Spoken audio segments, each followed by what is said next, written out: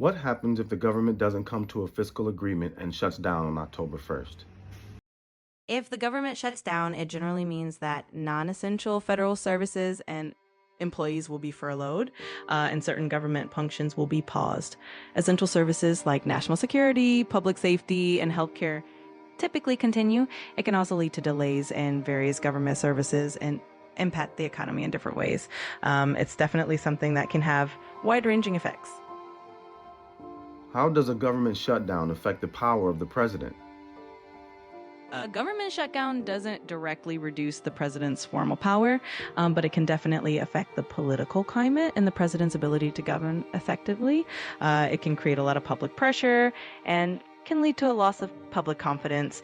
Congress holds the purse strings, so if they can't reach an agreement, it can definitely limit what the president can do in terms of new initiatives and policies. Okay. Between Congress and the president, whose powers are more affected during a government shutdown? Generally, Congress feels a bigger impact because they control the budget and the funding. If they can't agree on a budget, the government shuts down, and that puts a lot of pressure on them. The president, on the other hand, can still exercise executive powers, but their ability to push new policies is hampered. So, in that sense, Congress is more directly affected by a shutdown. During a government shutdown, Congress doesn't lose its formal legislative powers, but the key impact is that they can't pass new spending bills, which means a lot of government operations get halted. They also face political pressure and scrutiny, which can affect their ability to negotiate and function effectively. Essentially, their power to fund the government and keep it running is significantly impacted. We do want to turn now to another developing story that we are tracking: the increasing likelihood of a government shutdown in the next few days. The White House now threatening mass firings of federal workers if the government shuts down, with funding set to lapse in less than a week and Congress deadlocked on a way forward.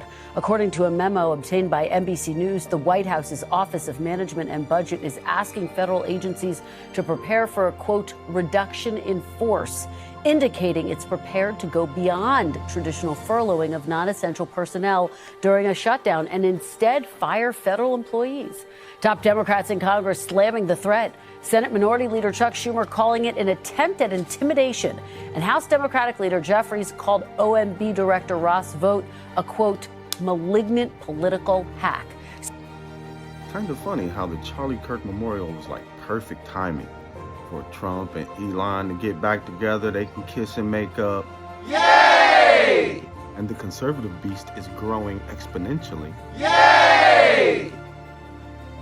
In the background, we got Congress refusing to remove the transgender clause and the healthcare for illegal immigrants clause out of the spending bill.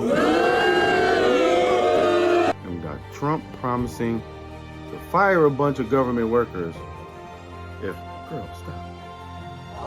to fire a bunch of government workers if they don't approve the spending bill and the government shuts down. Now, who do you think he's gonna fire?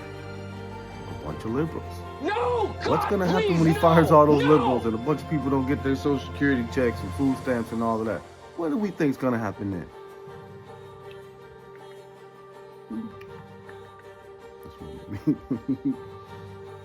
If he's a dictator and he wanted a power grab, this is the perfect opportunity.